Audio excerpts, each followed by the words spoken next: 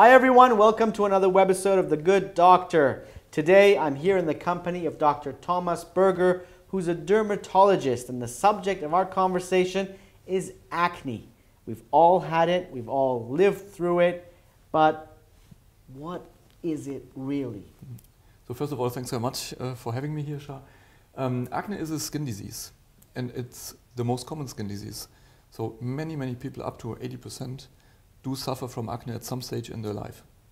Acne is a condition that affects the follicles, the pores, and it usually starts in adolescence, so it starts in teenage years. And the common belief is that acne is a teenage condition that goes away on its own, but in real life it can stay for a long time. So it not only affects teenagers, but it can stay with you until adulthood, and therefore nowadays the common belief is that acne is a chronic condition similar to eczema, so psoriasis or something similar. So how do people get acne?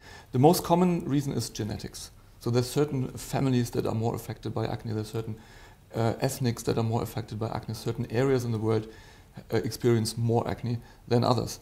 Then of course there's environmental factors, there's dietary factors, there is cosmetic use, overuse, sun exposure, and so on. It can be many reasons, use of medications, for example. Okay, so we know that there's many elements or factors that contribute to the development of acne, but most important one, I'm assuming from what I've just heard, is that it's genetic. Yeah, for sure. There's no question about it. So what gene gets transmitted? That's a good question, actually. If we would know the gene, the single gene that causes acne, one could work on causative treatments. One could actually try to change the gene, the mutation. Yeah, right. But nobody knows exactly the acne gene. It is a combination of different factors that leads to acne.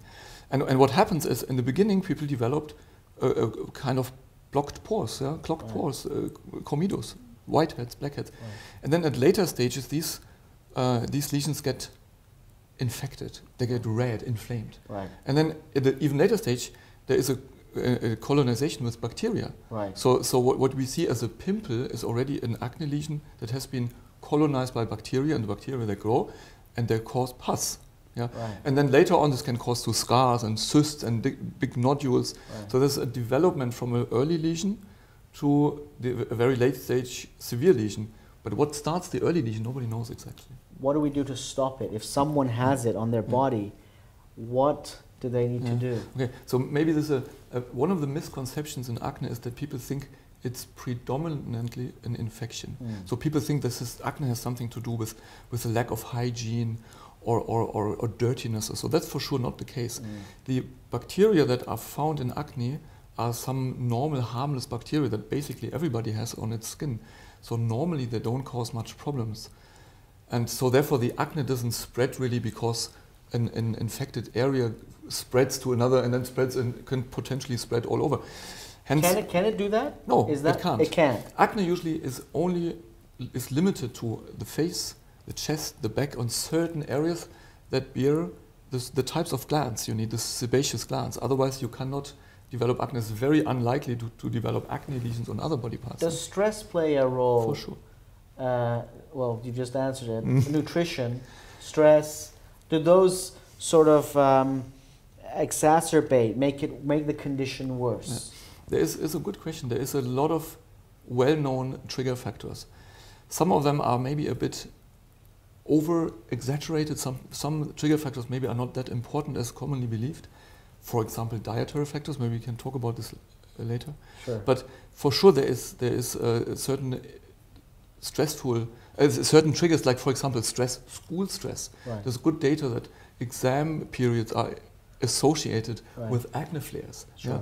Or change of the family situations, moving to another country. Yeah? Right. Life-changing events can cause acne flares, like exacerbation of acne. Right. There's of course environmental factors. Many people have a benefit from sunlight, but not everybody. Some people have actually a deterioration when they go to the sun. Then for sure in this part of the world there's lots of fine dust in the air. Yeah? Right. Just have to look at your car in the morning, it's very dusty. And the same dust you would basically find on your skin. So the physical occlusion of the skin pores can also trigger acne. Yeah, so there's lots of factors that contribute to the condition. this is more of an exterior issue. I mean, it's not something that would harm or be life-threatening. It's more of a cosmetic or an image-related disease. Should people be worried about this being contagious? No. Okay. Acne is usually not contagious. Because it is a myth. I mean, it's out there. People, oh, I don't want to touch you because the person has acne, and they think maybe the disease is so severe that if they touch it, they might pick up the bacteria. That's why I'm saying, normally acne is not caused by lack of hygiene. It's not a predominantly infectious disease. Right. You find bacteria, but they're not the major issue. And more so, the bacteria are harmless. So if, say, a healthy individual with no genetic acne background would get colonized by this acne bacteria, would probably not develop acne. Yeah. Also, it is a disease that only affects the skin. There's very few exceptions, and there's some rare conditions where acne is associated with some internal medicine problems, but it's very rare. Yeah. But even though acne has a large and a really important impact on quality of life, so people often underestimate the severity of acne. So people commonly think, oh, it's just a skin disease, teenage problem, just wait and you have to suffer a little bit and it will go away on its own. But it's not the case. I mean, look at teenagers, for example, difficult period of life. They find themselves, they find their place in society, and they have a difficult time anyway. Self-conscious is not at its best, and then they have terrible skin problems. So this can leave, for sure, physical scars. That is difficult to treat. They'll be alienated from their friends. Yeah, for sure. And they'll be ridiculed. Yeah. And that, I think, has more impact on a sociological level than the actual disease itself or the acne itself. What are some of the medications out there that can not eliminate, but reduce this suffering? See, acne is a very common disease, so naturally there's a lot of evidence and a lot of medications are available, and there's a lot of research, and the evidence level is very good.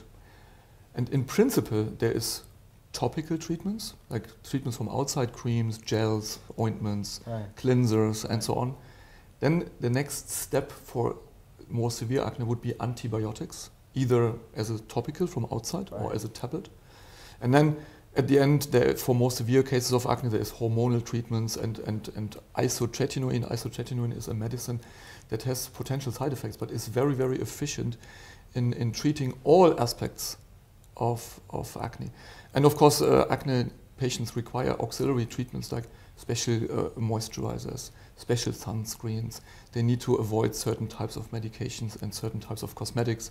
They should do cleansings, mechanical removal of blocked pores, and so on. So the armamentarium is huge, but there is no perfect solution for each and everyone. So it's a very individualized treatment approach. Acne is not life-threatening, but it does have psychological impacts on the individual. And we've all seen it, how Hollywood stereotypes people with acne. Schools, our society, look at people with acne as if they've got some kind of a contagious disease that they need to be alienated from the rest of society. So this is a great conversation that we hope to carry on with Dr. Thomas. And if you have any questions, please leave your comments down below, and we will definitely raise them on our future webisodes. Thanks for watching The Good Doctor on eZeLiving.com, where you can find anything and everything lifestyle.